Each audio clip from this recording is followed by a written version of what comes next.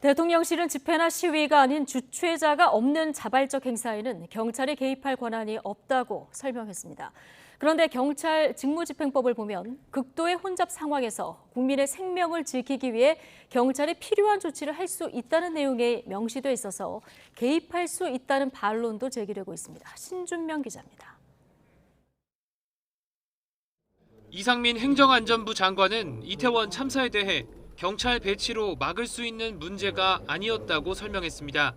통상과 달리 경찰이나 소방 인력이 미리 배치함으로써 해결될 수 있었던 문제는 아니었던 것으로 지금 파악을 하고 있고요. 이후 선동성 정치적 주장을 해서는 안 된다는 취지였다는 이 장관의 해명은 논란에 기름을 부었습니다. 결국 논란의 본질은 경찰이 이태원 현장에 더 많이 투입돼서 대혼란을 막았어야 하는 것 아니었나입니다. 이와 관련해 대통령실 관계자는 현재 경찰은 집회 시위가 아니면 국민을 통제할 법적 권한이 없다고 설명했습니다.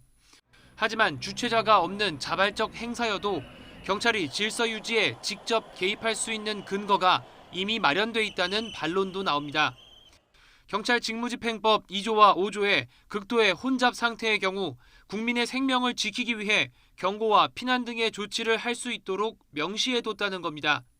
헬로윈데이 축제에 많은 인파가 몰릴 것이 예상되는 상황이었지만 경찰이 이에 대비할 의지는 없었다는 지적이 나옵니다. 그 경찰관 직무집행법에 존재하고 있는 거기 때문에 이 경우에 좀 개입을 했었으면 어땠을까? 분명히 근거 규정은 없는 게 아니라 있었다고 말할 수밖에 없는 것이다. 이태원 참사 당일 경찰은 현장에 수사나 교통, 여성 청소년 업무를 담당하는 경찰관 137명을 배치했습니다. 하지만 질서 유지나 안전관리, 돌발 사태를 담당하는 기동대 경력은 한 개 중대도 배치하지 않은 것으로 파악됐습니다. YTN 신준명입니다.